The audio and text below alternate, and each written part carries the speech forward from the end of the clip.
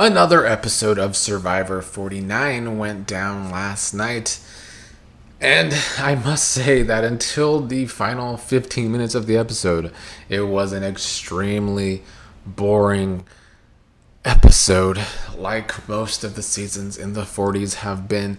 And I still do blame a lot of Jeff's bad ideas. I just don't see how splitting up into teams of 3 with 4 players in those teams will ever be interesting television. The more and more that numbers dwindle down on a team or in the game, the less interesting it becomes because there are just less dynamics. It doesn't take a rocket scientist like Steven to realize that, but yet Jeff Probst feels the opposite. He loves smaller teams with smaller numbers, and I will never understand why.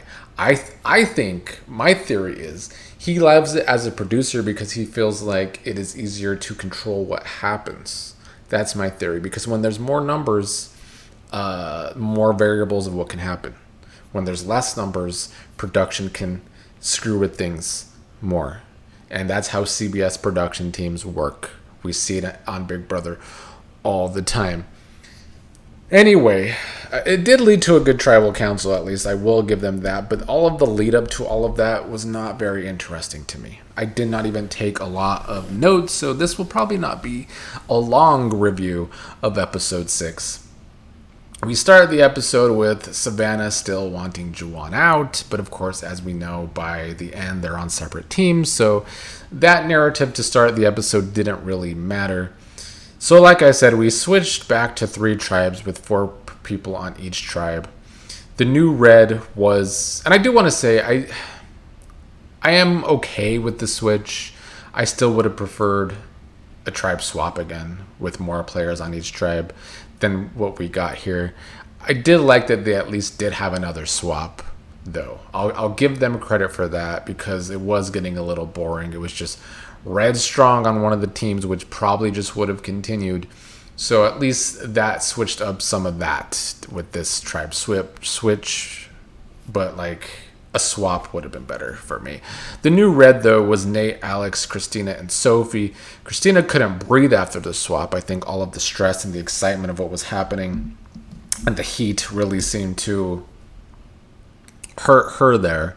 But Nate was the one that came out of that with the bad numbers here. He was outnumbered by Christina and Sophie with an E, if anybody even knows who that is, who have been together the whole time, and then Alex, who had swapped over with them the last 2 rounds. Now, as the episode went on, Sophie didn't like that Christina said that she could be the decoy vote this round. So if they would have went to tribal council, maybe Sophie with an E would have turned on Christina. I don't really know. I can't really say I really care either, because who cares about Sophie with an E? Who would want to care about Sophie with an E? She actually did have more screen time this episode, but it took 6 episodes for her to have like more than one confessional in an episode. They want us to start caring about Sophie with an E on episode 6, almost midway through the season. It's why the editing makes me scratch my head and wonder what they think sometimes, because all of the cast in some way you need to make us care about them, especially the people that keep continuing in the game. So yeah, on that tribe, I cared about Sophie with an E the least, but they didn't end up going to tribal council anyway. New yellow was MC, Sophie with no E, Savannah, and Rizo. And I just had a thought, like, because we're getting towards the merge, how do they know which Sophie to write in for their vote going forward? Because there are going to be 2 Sophies. Do they know that one has an E and one doesn't have an E? So that's going to be interesting when that goes down, because we see people misspell names all the time when it comes to a vote. But having 2 people with the same name, how do you know which vote is for which? How is Jeff going to determine that?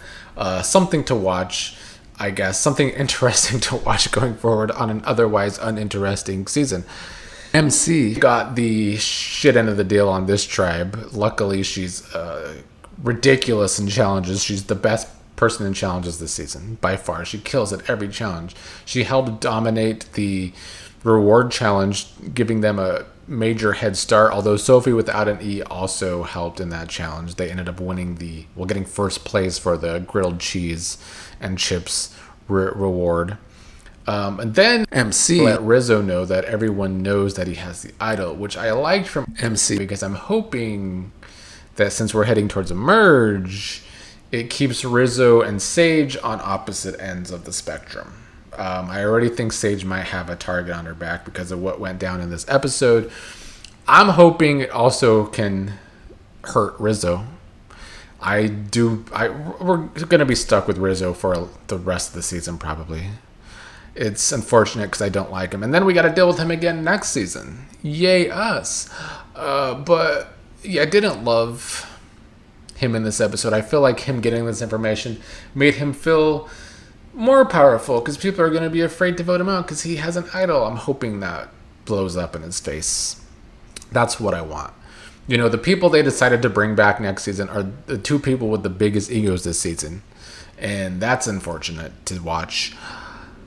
Anyway, Sophie, without an E, got the knowledge is power advantage, so she can ask for an idol at one of the tribal councils. Well, ask a person if they have an idol, and if they have it, she gets the idol.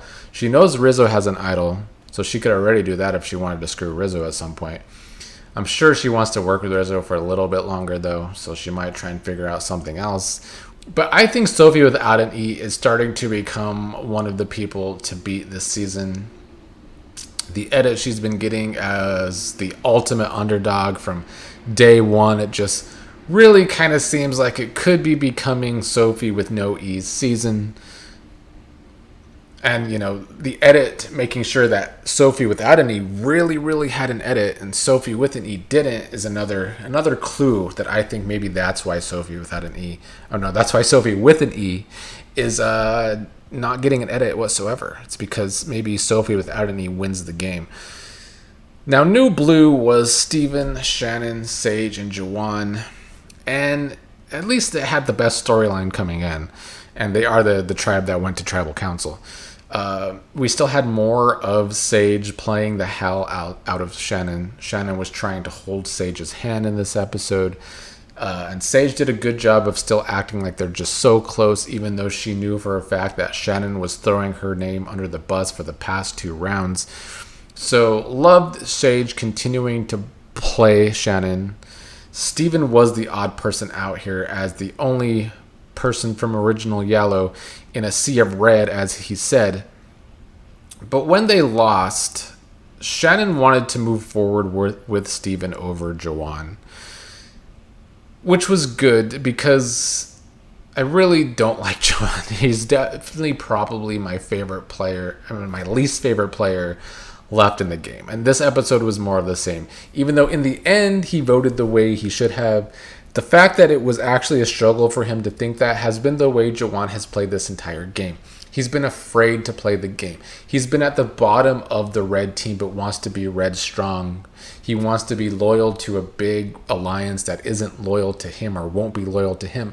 My least favorite kind of players. So I was actually hoping Jawan was going to go home in this episode, which is why the last 15 minutes were at least a little intriguing, even though I was pretty sure it was going to be Shannon. But I was hoping it would be Jawan because we could keep the Shannon versus Sage story going into the merge. Instead, we have the story of Jawan and will he stay loyal to Red even though Savannah wants to stab him in the back as soon as possible. And it's not a story I love because I don't like Savannah, but I do want her to stab Jawan in the back because he's been so stupid so far. But I guess maybe he has a few episodes to redeem that stupidity. And he did vote the way he should in the end here when Sage told him that Shannon was planning on voting him out and that they need to vote her out instead. And Jawan was apprehensive about that. But luckily, in the end, he did vote that way. And Steven was safe, which is great because I do like Steven. Steven, Sage, MC are the 3 people I'm rocking with. I doubt any of them wins. Although I do think they each have at least a little bit of a chance to win. Sage might. She came through here. She had the best moment of the season so far by not wanting to hug Shannon after Shannon is eliminated. Because, first of all, even at Tribal Council, Shannon was way too excited to be there. What happened to the days when people don't actually want to go to tribal council and they don't act like it's just so cool to be a tribal council, even though that could be the night you go home? What happened to actually wanting to stay in the game and win the game? It's this nerd casting that I talked about last week that really hinders these damn casts. And I think Shannon was a good example here, being so excited to finally be at a tribal council when that's a bad thing. Luckily, she went home, though. And she tried to do her hugging everything. She hugged Steven. She hugged Juwan.